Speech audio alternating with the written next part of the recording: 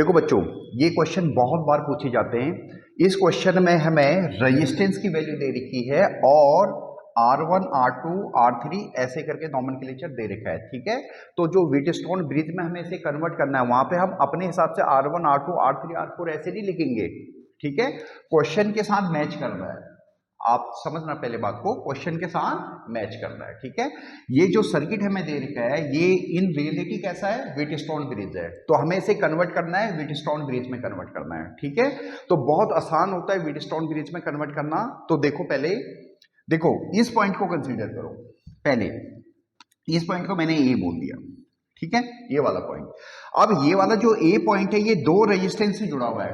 तो यहां पे देखो, या तो ये वाला पॉइंट दो रेजिस्टेंस से जुड़ा हुआ है या ये वाला पॉइंट जुड़ा हुआ है। ठीक है, तो चाहे तो आप इधर ए बोलो चाहे तो उधर बोलो ये, तो हमने इधर की साइड ए बोल दिया। देखो बहुत क्लियर करना है इस चीज को। ठीक है, ये हमने ए बोल दिया और हम इस पॉइंट को बी बोल रहे हैं। ठीक है, ये वाला पॉइंट इसको बी बोल रहे हैं। क्लियर है, और बी वाला पॉइंट यहां पे देखो तीन रेजिस्टेंस के साथ जुड़ा हुआ है। बी वाला पॉइंट तीन रेजिस्टेंस के साथ जुड़ा हुआ है, तो तीन रेजिस्टेंस के साथ या तो ये वाला पॉइंट जुड़ा हुआ है या ये वाला पॉइंट जुड़ा हुआ है। तो बी आप ऊपर भी बोल सकते हो, ऊपर भी बोल सकते हो और नीचे भी बोल सकते हो। तो हमने ऊपर बी बोल दिया। देखो ठीक है बच्चों, क्लियर है, तो ये बी पॉइंट है। अब आ जाओ डी पॉइंट। डी पॉइंट भी हमारा तीन रेजिस्टेंस के साथ जुड़ा हुआ है। ठीक है, तो यहां पे तीन रेजिस्टेंस के साथ ये वाला पॉइंट जुड़ा हुआ है, तो ये डी पॉइंट है। एक तो बी जुड़ा हुआ था, एक डी जुड़ा हुआ है। ठीक है, अब एक लास्ट पॉइंट है हमारा सी। ठीक है, तो सी हमारा दो रेजिस्टेंस के साथ जुड़ा हुआ है, तो ये हमारा लास्ट जो रह गया है ये सी पॉइंट हो गया। ठीक है बच्चों, क्लियर है। अब हमारा नेक्स्ट काम है रेजिस्टेंस की वैल्यू असाइन करना। कौन सा R1 है, R2 है, R3 कौन है उसमें। ठीक है, इसको आइडेंटिफाई करना। तो देखो ए और बी के बीच में जो रेजिस्टेंस है वो R1 है और 1 ओम है। ए और बी के बीच में जो रेजिस्टेंस है that is R1, that is 1 ओम। ठीक है, क्लियर है, ये आइडेंटिफाई हो गया। देखो क्लियर है। अब देखो ए और डी के बीच में, अभी ए पॉइंट सॉल्व नहीं हुआ है, ए और डी के बीच में जो रेजिस्टेंस है उसको हमने R4 बोला है, दैट इज 2 ओम। ए और डी के बीच में जो रेजिस्टेंस है that is R4, that is 2 ओम। ठीक है बच्चों, तो ए पॉइंट हमारा सॉल्व हो गया है। ठीक है, अब बी पॉइंट पे आ जाओ। बी हमारा तीन रजिस्टर के साथ जुड़ा हुआ है। एक तो बी और ए के साथ जुड़ा हुआ है, दैट इज 1 ओम से, तो बी और ए के बीच में तो रेजिस्टेंस सॉल्व हो गया है। ठीक है, दूसरा बी जुड़ा हुआ है सी से। ठीक है, और R5 से जुड़ा हुआ है और R5 की वैल्यू है 2 ओम। बी जुड़ा हुआ है सी से, R5 से, दैट इज 2 ओम। ठीक है, क्लियर है। तो और बी हमारा डी से भी जुड़ा हुआ है। ठीक है, और 5 ओम से जुड़ा हुआ है। इस रेजिस्टेंस की वैल्यू है 5 ओम और रजिस्टर का नाम है R2, तो ये हमारे पास R2 है और इसकी वैल्यू है 5 ओम। ठीक है बच्चों, तो बी पॉइंट भी हमारा सॉल्व हो गया। अब डी पे आ जाओ। डी भी हमारा 3 पॉइंट से जुड़ा हुआ है। एक तो डी बी से जुड़ा हुआ है, दैट इज 5 ओम से। ठीक है, और डी ए से जुड़ा हुआ है 2 ओम से, बिल्कुल, और डी सी से जुड़ा हुआ है 4 ओम से, और जो सी से जुड़ा हुआ है उस रजिस्टर का नाम है R3 और उसकी वैल्यू है 4 ओम। ठीक है बच्चों, क्लियर है। तो ये वाला पॉइंट भी हमारा डी वाला सॉल्व हो गया है। अब सी वाले को देखो, सी 2 से जुड़ा हुआ है, एक तो डी से जुड़ा हुआ है, यस, जो अभी हमने सॉल्व कर दिया 4 ओम, और एक जुड़ा हुआ है बी से, एक जुड़ा हुआ है बी से, R5 से जुड़ा हुआ है। ठीक है बच्चों, क्लियर है, ये क्लियर है। इस व्हीटस्टोन ब्रिज में अगर ये बैलेंस होगा तो हमारी क्या कंडीशन होगी, देखो इनको देखते हुए कंडीशन लिखना, R1 upon R5, R1 upon R5 का रेशियो हमारा होना चाहिए R4 अपॉन R3 के बराबर होना चाहिए। R1 अपॉन R2 और R3 अपॉन R4 मत लिख देना। देखो इसलिए सीबीएसई ने इसमें एक्सपेरिमेंट किया होगा उस टाइम पे। ठीक है, क्योंकि बच्चे मिस्टेक करेंगे ऐसी। ठीक है, तो आप समझ रहे हैं इसको, पहले आपको इस तरह से लिखना है, R1 अपॉन R5 का रेशियो अगर R4 अपॉन R3 के बराबर होगा तो हम इसको बोलेंगे बैलेंस्ड व्हीटस्टोन ब्रिज, और उस केस में बीच वाली ब्रांच यानी बीडी ब्रांच हट जाएगी, यानी बीडी ब्रांच में से कोई करंट नहीं जाएगा, या फिर आप दूसरी भाषा में बोल दो potential at B equal to potential at D. ठीक है, क्लियर है? तो आप देखो इसका और इसका रेशियो कितना है 1/2, और इसका रेशियो कितना है 2/4, दैट इज 1/2। यस, ये हमारा व्हीटस्टोन ब्रिज क्या है, बैलेंस्ड है। ठीक है बच्चों, क्लियर है? तो अगर हमारे पास ये व्हीटस्टोन ब्रिज हमारे पास बैलेंस है तो फिर अब हम बीच वाली ब्रांच को हटा देंगे। ठीक है, देखो बच्चों, अब क्योंकि हमारा व्हीटस्टोन ब्रिज बैलेंस है इसलिए हमने बीच वाली ब्रांच को हटा दिया है। ठीक है, तो ये सर्किट देखो, ऊपर वाला तो सीरीज में, नीचे वाली भी सीरीज में, और दोनों ब्रांच पैरेलल में। तो जो आर इक्विवेलेंट निकलेगा वो कैसे निकलेगा, 1/r इक्विवेलेंट इक्वल टू 1 देखो दोनों को ऐड करोगे तो 1/3, और नीचे वाले रेजिस्टेंस को भी ऐड करोगे तो 1/6, तो यह आ जाएगा 3/6, दैट इज 1/2, यानी आर इक्विवेलेंट की वैल्यू हमारे पास आ जाएगी 2 ओम। ठीक है बच्चों, क्लियर है? तो ये पूरा सर्किट को अगर हम बनाना चाहें तो वो एक सिंपल सर्किट बन गया ये ऐसे, जिसमें रेजिस्टेंस की वैल्यू है 2 ओम और बैटरी है 4 वोल्ट की, यानी सेल है हमारे पास 4 वोल्ट का। तो हमारे पास V equal to IR formula लग जाएगा, करंट की वैल्यू आ जाएगी, वोल्टेज 4 वोल्ट और resistance 2 ohm, that is 2 ampere.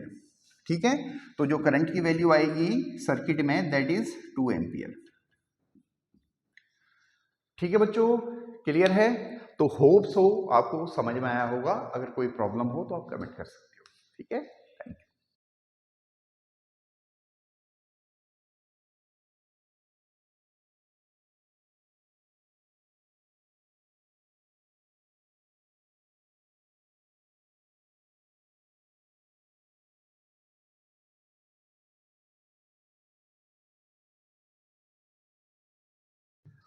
देखो बच्चों, ये क्वेश्चन बहुत बार पूछा जाता है सीबीएसई में। ठीक है, और इसको आपको आना चाहिए इसको करना। और ये देखो क्वेश्चन इस फॉर्म में दिया होता है।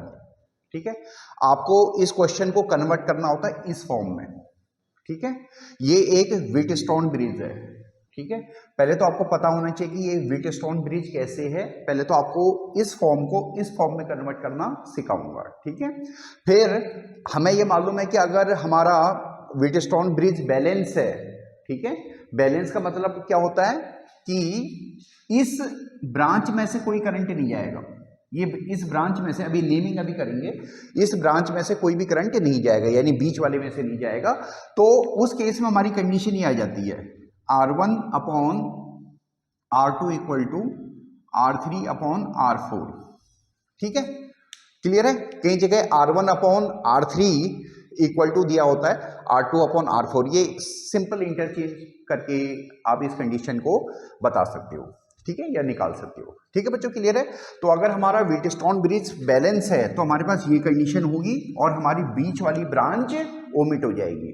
ठीक है, तो सबसे पहले तो देखो इस डायग्राम को आप व्हीटस्टोन ब्रिज में कन्वर्ट करो। देखो देखो एक एक पॉइंट लो। देखो बच्चों, हमारे पास देखो एक तो ये पॉइंट है, देखो, ठीक है, और एक ये पॉइंट है, एक ये पॉइंट है, एक ये पॉइंट है। देखो देखो ये वाला पॉइंट 2 रेजिस्टेंस से जुड़ा हुआ है केवल।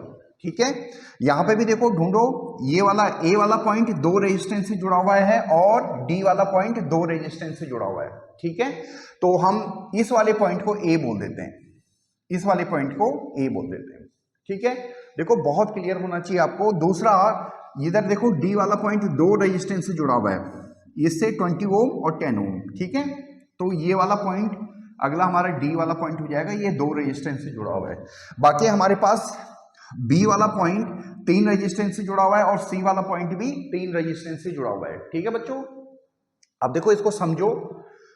अब ए वाले पॉइंट पे आओ, ए वाले पॉइंट से सी जुड़ा हुआ है। ठीक है, तो किसी को भी आप सी बोल लो। मान लिया हमने इसको सी बोला है, ऊपर भी बोल सकते हो, नीचे भी बोल सकते हो। ठीक है, मान लिया हमने ऊपर सी बोल दिया है। ठीक है, तो देखो ए और सी के बीच में जो रेजिस्टेंस है वो 10 ओम है, तो ये हो जाएगा हमारे पास 10 ओम।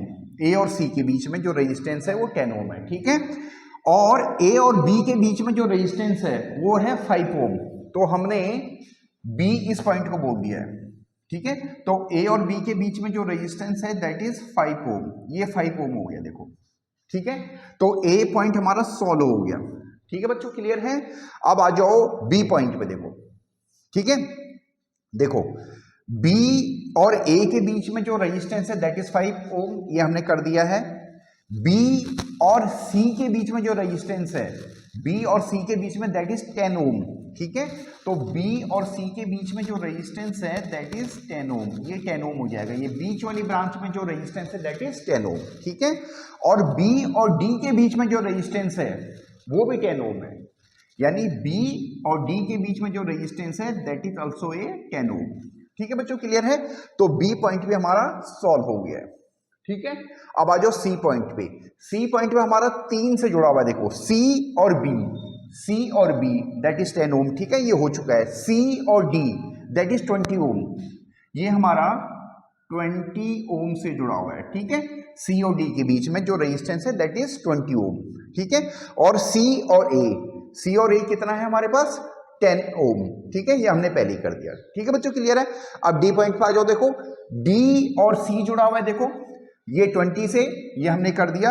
और डी और बी जुड़ा हुआ है 10 से, डी और बी जुड़ा हुआ है 10 से, तो ये हमने इसको बच्चों कन्वर्ट कर दिया, यानी ये जो सर्किट है ये ऐसा सर्किट है, ठीक है।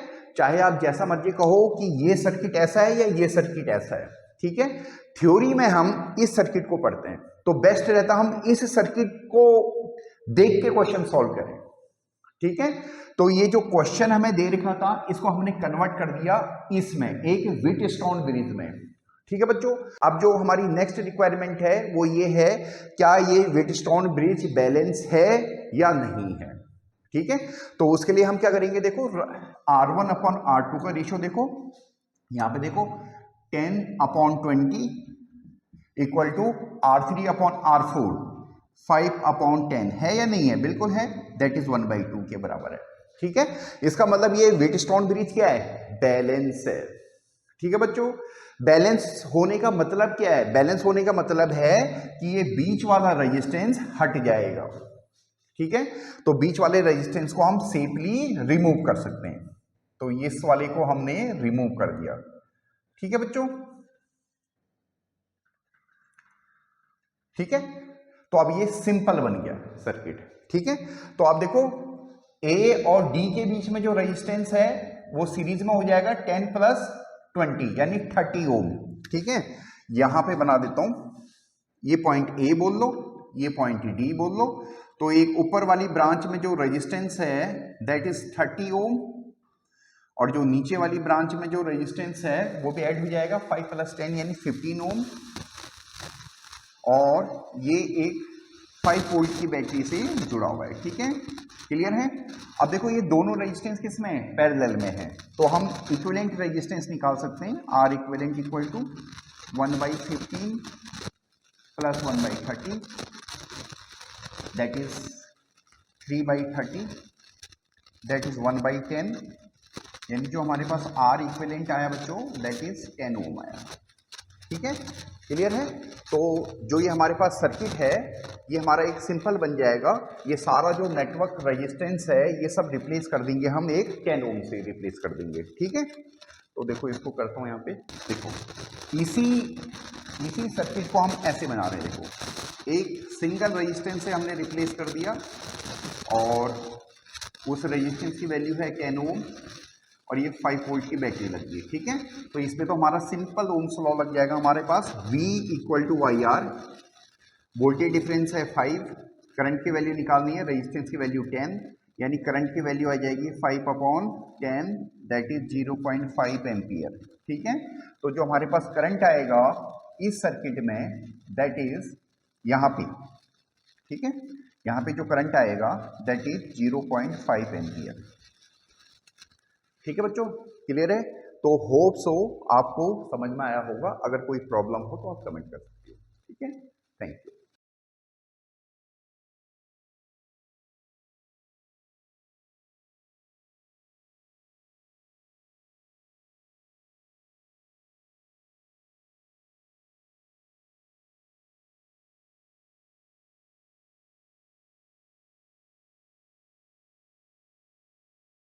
देखो बच्चों, ये क्वेश्चन भी बहुत जनरल में पूछे जाते हैं, बोर्ड में भी पूछे जाते हैं और कंपटीशन में भी पूछे जाते हैं। ठीक है, तो इस क्वेश्चन में हमें करंट निकालना है, करंट की वैल्यू निकालनी है, आई की वैल्यू निकालनी है। ठीक है, अब देखो ये क्वेश्चन होता क्या है, देखो हमें इस फॉर्म में दिया हुआ होता है और ये एक व्हीटस्टोन ब्रिज होता है। ठीक है, ये हमारा एक व्हीटस्टोन ब्रिज होता है, इसको हमें इस फॉर्म में कन्वर्ट करना होता है। ठीक है, क्लियर है आपको। और हमें व्हीटस्टोन ब्रिज के बारे में तो पता है ही कि अगर R1 अपॉन R2 की वैल्यू R3 अपॉन R4 के बराबर हो जाए तो इसको हम बैलेंस्ड व्हीटस्टोन ब्रिज बोलते हैं, और उस केस में ये बीच वाली ब्रांच से करंट क्या हो जाता है, जीरो हो जाता है। ठीक है बच्चों, क्लियर है। अब देखो कन्वर्ट करो इसको, इस सर्किट को इस सर्किट में कन्वर्ट करो, बहुत आसान होता बच्चों। देखो इसके जो पॉइंट हैं, ये वाला पॉइंट, ये वाला पॉइंट, ये वाला पॉइंट और ये वाला पॉइंट। ठीक है, कंसीडर करो ये वाला पॉइंट दो रेजिस्टेंस से जुड़ा हुआ है केवल। ठीक है, तो इस पॉइंट को हमने यहाँ पे ए बोला है, तो यहाँ पे भी ए बोल सकते हैं हम। ठीक है, तो ये केवल दो रेजिस्टेंस से जुड़ा हुआ है ये पॉइंट, देखो एक बी वाले से एक डी वाले से। ठीक है, क्लियर है। अब देखो जो ये वाला पॉइंट है ये तीन रेजिस्टेंस से जुड़ा हुआ है। यहां पे देखो कौन कौन से पॉइंट तीन से जुड़े हुए हैं, एक जुड़ा हुआ है बी भी तीन रेजिस्टेंस से जुड़े हुए हैं देखो, और एक जुड़ा हुआ है डी। ठीक है, तो आप इस पॉइंट को बी भी बोल सकते हो और डी भी बोल सकते हो, कुछ भी बोल सकते हो आप, मगर बी और डी केवल, और नहीं। ठीक है, तो हमने इस पॉइंट को बी बोल दिया। अब देखो सॉल्व कर रहे हैं, पहले ए को सॉल्व कर रहे हैं। ए और बी के बीच में 1 ओम का रेजिस्टेंस है। ठीक है, ए और बी के बीच में 1 ओम का रेजिस्टेंस है, ये हमने लिख दिया देखो। और ए और डी के बीच में जो डी पॉइंट है, ये देखो ये हमें यहाँ पे आइडेंटिफाई करना पड़ेगा। डी कौन सा पॉइंट है हमारे पास, डी वाला पॉइंट भी हमारे पास तीन रेजिस्टेंस से जुड़ा हुआ है, तो ये वाला पॉइंट डी है। ठीक है, तो ए और डी हमारा 2 ओम से जुड़ा हुआ है। देखो बहुत क्लियर करना, हम अभी ए पॉइंट को सॉल्व कर रहे हैं। ए हमारा दो रेजिस्टेंस से जुड़ा हुआ है, एक तो बी से जुड़ा हुआ है देखो 1 ओम, ठीक है, और एक जुड़ा हुआ है डी से 2 ओम। ठीक है बच्चों, क्लियर है। और वो पॉइंट जो तीन रेजिस्टेंस से जुड़े हुए हैं उन पॉइंट को हमने या तो बी बोला है या डी बोला है। ठीक है, क्लियर है। अब बी को सॉल्व करो, देखो बी ए से जुड़ा हुआ है, बी को ए से जोड़ दिया हमने 1 ओम से, और बी सी से भी जुड़ा हुआ है। ठीक है, सी से जुड़ा हुआ है ये 2 ओम से, तो एक ही पॉइंट रहेगा हमारे पास यहाँ पे, तो इसको सी बोल देते हैं। ठीक है, वैसे भी सी यहाँ पे दो रेजिस्टेंस से जुड़ा हुआ है, यहाँ पे भी दो रेजिस्टेंस से जुड़ा हुआ है, तो बी और सी के बीच में जो रेजिस्टेंस है दैट इज 2 ओम, ये हमारे पास है 2 ओम। ठीक है, और बी और डी के बीच में जो रेजिस्टेंस है, बी और डी के बीच में दैट इज 5 ओम, ये वाला बीच वाला रेजिस्टेंस है हमारे पास 5 ओम। ठीक है बच्चों, तो बी पॉइंट भी हमारा सॉल्व हो गया है। अब डी पॉइंट पे आओ, देखो डी भी हमारे तीन रेजिस्टेंस से जुड़ा हुआ है, एक डी और बी के बीच में जो रेजिस्टेंस है, डी और बी के बीच में जो रेजिस्टेंस है दैट इज 5 ओम। ठीक है, ये भी सॉल्व हो गया। डी और सी के बीच में जो रेजिस्टेंस है दैट इज 4 ओम, डी और सी के बीच में कितना है, 4 ओम। ठीक है बच्चों, क्लियर है। और डी और ए के बीच में जो रेजिस्टेंस है दैट इज 2 ओम, ये हमने ऑलरेडी लिख दिया है। ठीक है, अब देखो सी पॉइंट को सॉल्व करो, इस तरह से डी भी हो गया क्लियर। अब सी पॉइंट को सॉल्व करो, देखो सी पॉइंट आपका दो उससे जुड़ा हुआ है, देखो वेरीफाई करना भी जरूरी होता है। एक जुड़ा हुआ है बी से, सी बी से जुड़ा हुआ है कितने से, 2 ओम से। ठीक है, और सी जुड़ा हुआ है डी से भी जुड़ा हुआ है, किससे, 4 ओम से। सी किससे जुड़ा हुआ है, डी से जुड़ा हुआ है 4 ओम से। ठीक है बच्चों, क्लियर है। अब हमने क्या किया, इस सर्किट को चेंज कर दिया है इस सर्किट में।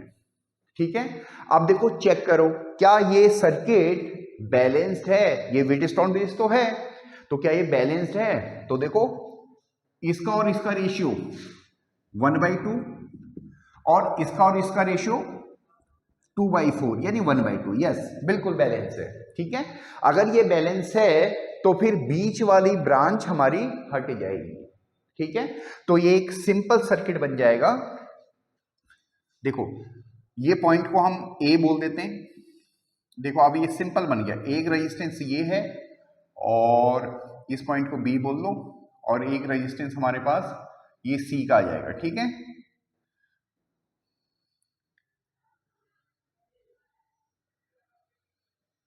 देखो एक सिंपल बन गया, ये भी रेजिस्टेंस बोल दो इसको। तो ये हो जाएगा हमारे पास 1 ओम, ये हो जाएगा 2 ओम, ये 2 है और ये 4 है और ये एक बैटरी से जुड़ा हुआ है, दैट इज 4 वोल्ट की बैटरी, ठीक है बच्चों, क्लियर है। तो ये दोनों सीरीज में, ये दोनों भी सीरीज में और दोनों सर्किट हमारे ऊपर वाले और नीचे वाले पैरेलल में, ठीक है। तो हम आर इक्विवेलेंट निकाल रहे हैं। आर इक्विवेलेंट कैसे निकालेंगे?